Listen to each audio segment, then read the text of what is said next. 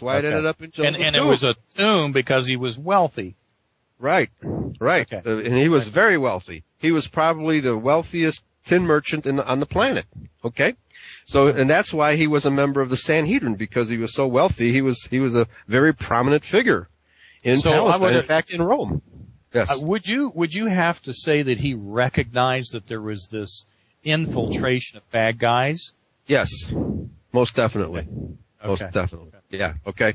So really have lost we've not only lost who we were, but we've lost actually a way of being able to recognize that we have this enemy. Right.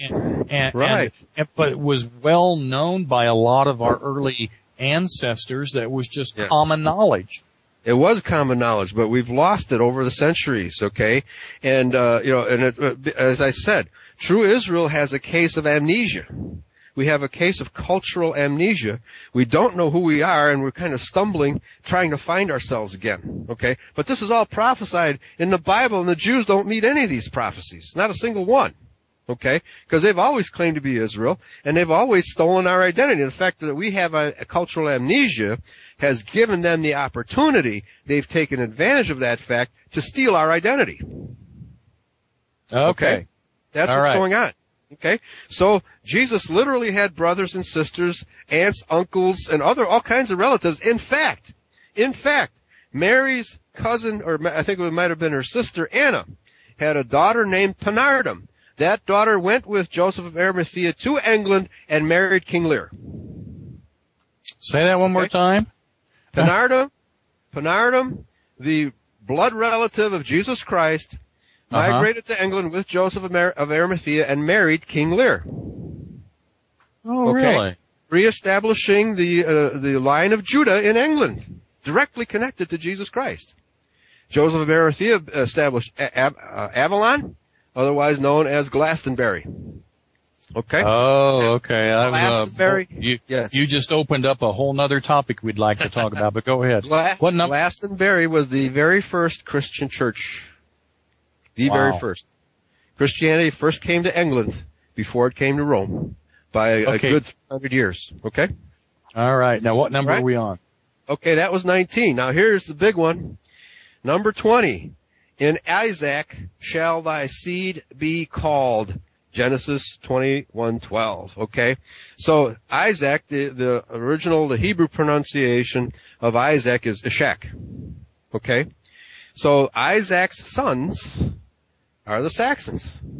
The Anglo-Saxon people are the sons of Isaac, and that the etymology of this word Isaac through the name changes in our history, they were first known as the Beth Sac, which means the house of Isaac. Okay. Well, the Rothschilds would love to have us quit calling ourselves Anglo-Saxon then and just say white. Right. Exactly. Okay. Caucasian Israel. Okay. And so the name changes now we're getting to the land migration. Okay. They became known as the Scythians, which is also a cognate of Saxon. Okay. The Saka, S-A-K-A, Saka, which would be your Indo-Aryan pronunciation. A lot of these Saka actually migrated to India and became part of the Indo-Aryan people. Okay. Most of them migrated north into Europe. This is, again, 745 BC. They were known as the Anglo-Saxons, as the Saka then, and also as the Scythians and Scythians, which is, as I said earlier, based on the word Sukkoth, which means tents, because our people dwelt in tents. Our people actually migrated in covered wagons. After they got across the Caucasian mountains, they built covered wagons and migrated north and west into Europe in covered wagons, just like our pioneers did, right? Yeah, in America. Yes. In America, exactly.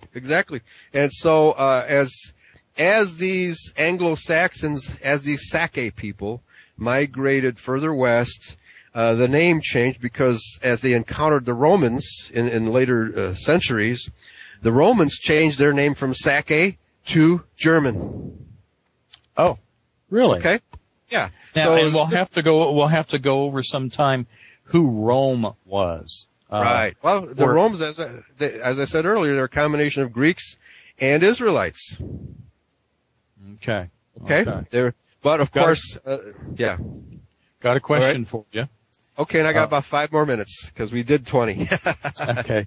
What is Eli's view on Prince William being born 21st June 82 on the summer solstice, and that he will be 30 years old in 2012, and Jesus' ministry also began on his 30th, could be brought to the front as a new Messiah in 2012? Right. Okay, well, my understanding, if Charles is a half-breed, that makes it a problem, because if Charles is his father, there's dispute about that. His father may be the limousine driver. Okay? All right? And I think most people believe that that's the case, because he doesn't look anything like Charles. He looks like the limousine driver, in which case we may have an actual legitimate heir.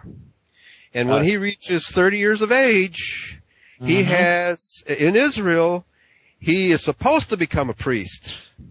That's one of the reasons I'm going to say I think it'll skip Charles. Yes. It might go to William, which was the offspring of the Stuarts. And who the heck knows who his daddy is? Right. Which might be a lot of people think it's the chauffeur. Yeah.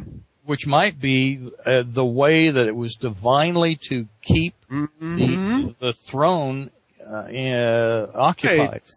The same thing happened to Judah, because Judah had married outside of his race, but Tamar, who was a daughter of a priest, pretended to be a prostitute, and he bore 2 legitimate heirs through Tamar.